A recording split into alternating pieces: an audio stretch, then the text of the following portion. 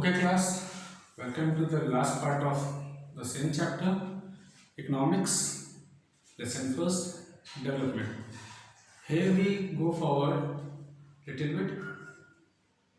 आप सबका स्वागत है इकोनॉमिक्स के डेवलपमेंट चैप्टर के लास्ट सेक्शन में, that is part 5, right.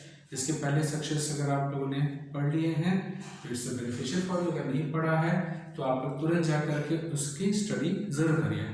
Let's start and move onwards.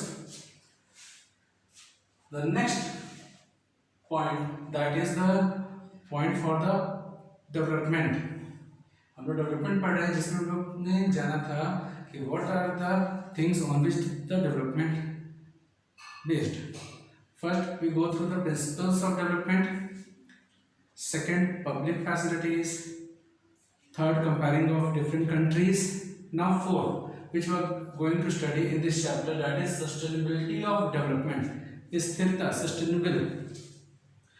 Sustainable development is the organizing people for meeting human development goals, while simultaneously sustaining the ability of natural systems to provide the natural sources and ecosystem services based upon which the economy and society depend.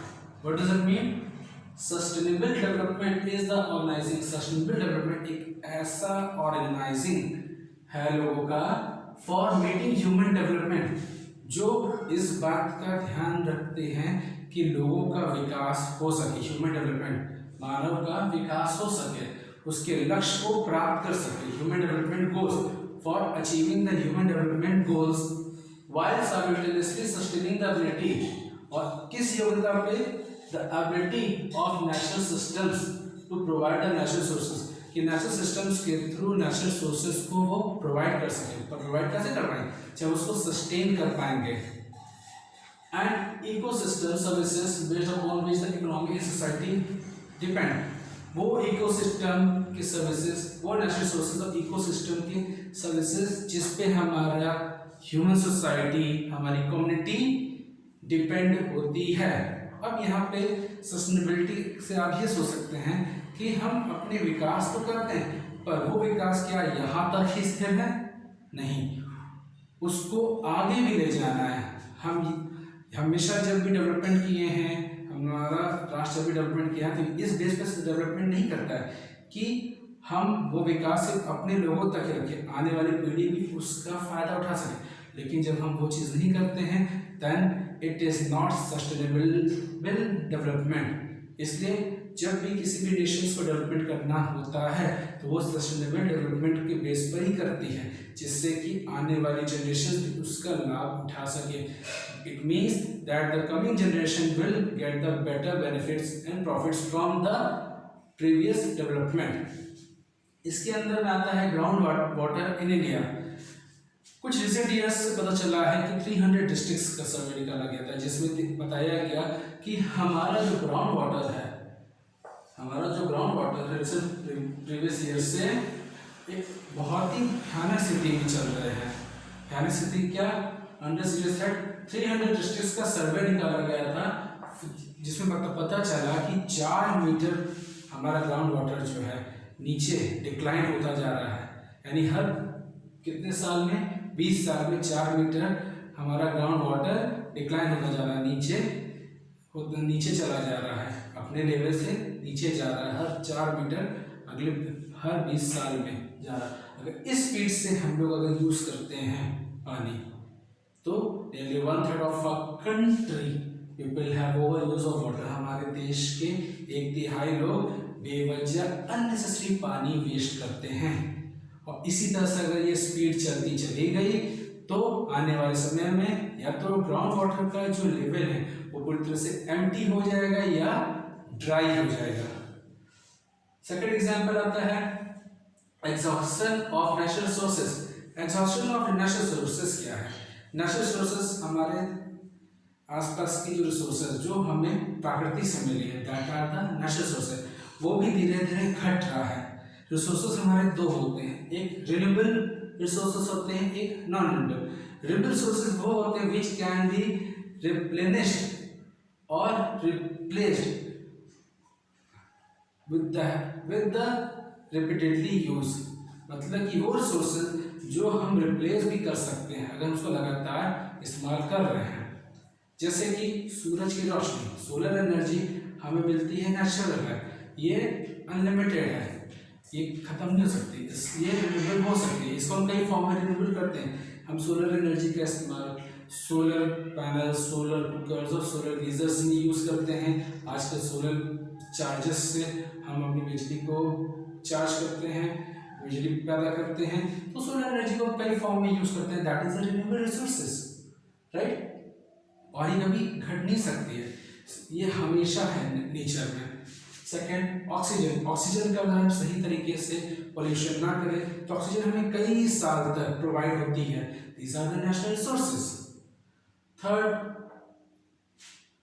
Etcetera non renewable resources, इसी part में आते हैं non renewable resources में। These are those resources which can not be replaced, जिसका कोई विकल्प नहीं है। सोलर एनर्जी के लिए हम विकल्प नहीं ढूंढ सकते, लेकिन हाँ सोलर एनर्जी का हमको सिर्फ लाइट एनर्जी से मतलब हो तो हमारे पास ट्यूबलाइट है, फैन है, बिजली है, कुछ हद तक है, लेकिन सोलर एनर्जी का अपना ही यूज है, ठीक है। लेकिन नॉन रिन्यूएबल सोर्सेज, इसका कोई विकल्प हमारे पास नहीं है। ऑयल, क्रूड ऑयल, कोल, पेट्रोलियम, ये सब क्या है, इसका कोई हमारे पास सब्स्टिट्यूट नहीं है और वो घट रहे हैं। Resources which can not B replenished the speed of it consume, जिस तरह से ये तेजी से इस्तेमाल किए जा रहे, कंज्यूम किए जा रहे हैं, इसका कोई भी विकल्प हमारे पास नहीं। अगर आज पूरे विश्व में ऑयल, क्रूड ऑयल खत्म हो जाए, जो कि कई सालों बाद हो सकता है, लेकिन अगर खत्म हो जाए अगले 100 साल बाद, तो उसका विकल्प हमारे पास नहीं है। इसलिए आज की जनरेशन नए रिसर्च करके इस विकल्प ढूंढ रही है। और आज की टेक्नोलॉजी ने light energy, sorry electrical energy से चार्जिंग वाले व्हीकल्स बना लिए हैं, जो कि नियर फ्यूचर विद जो करंट फ्यूचर्स में तो अवेलेबल है, in near future with the speed, जो स्पीड गति से, यानी गति और तेज गति से चलने वाले उपकरण भी हो जाएंगे। अब हम आते हैं exhaustion of natural sources as per the data 2018-19। ये ग्राफ है एग्जॉशन ऑफ नेचुरल सोर्सेज का, जिसमें ये दिखाया जा रहा है कि क्रूड ऑयल का एग्जॉशन सबसे ज़्यादा कब और कैसे, कहाँ कहाँ हो रहा है, कितने उनके पास रिजर्व्स हैं और कितने सालों बाद वो रिजर्व उनके पास भी खत्म हो जाएंगे। पहला आता है मिडिल ईस्ट। मिडिल ईस्ट हमारे पास एशियन कंट्रीज होती है, उनको हम लोग कहते हैं मिडिल ईस्ट, जिसमें आपका यूरोप, आपका एशिया और आपका ये कुछ अफ्रीकन कंट्रीज, ये सब आते हैं, ये मिडिल ईस्ट में आते हैं। इनके पास टोटल जितने भी कंट्रीज हैं, इनमें से जितनी भी कंट्रीज के पास रिजर्व है वो 99 बिलियन टन है, 99 बिलियन टन है, जो कि 93 ईयर्स तक ये यूज़ कर सकते हैं। उसके बाद इसका यूज़ करना इनके लिए पॉसिबल नहीं है, क्योंकि ये एम्प्टी हो जाएंगे या ड्राई हो जाएंगे।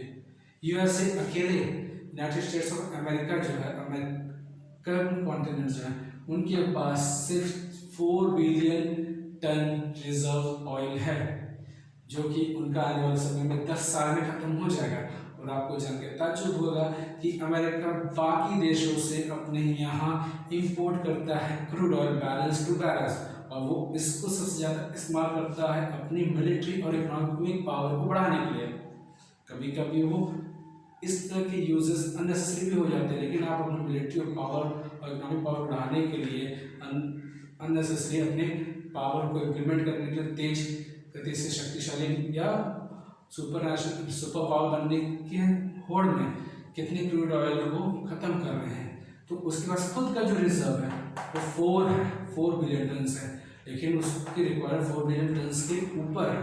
उसका खुद का क्रूड ऑयल जिस तरह तेजी से वो यूज़ कर रहा है यूएसए, वो अगले आने वाले समय में 10 ईयर्स में ख़त्म हो जाएंगे। और पूरे वर्ल्ड में अगर हम इस रेशियो को देखें तो 137 billion ton reserve crude oil है, जो कि अगले 43 साल में ही खत्म हो जाएंगे। आने वाले 43 साल और वर्ल्ड की ये क्रूड ऑयल जो है अगर सभी देश इस्तेमाल करने लगे तो 43 ईयर्स के बाद हो सकता है वर्ल्ड में क्रूड ऑयल की प्रॉब्लम हो जाए। तो इसीलिए हम एक नई टेक्नोलॉजी की तरफ बढ़ रहे हैं, जो तेज़ी से इलेक्ट्रिकल चार्जेबल चीज़ों के थ्रू है, सोलर पैनल्स के थ्रू है। Okay students, that is the development. But make sure कि इस लेसन से हमें क्या मतलब कि सीख मिले।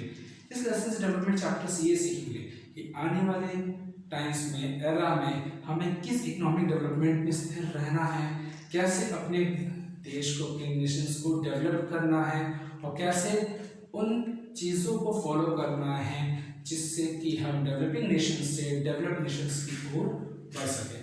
So this is the part 5 of economic lessons development chapter. That's it for all of you.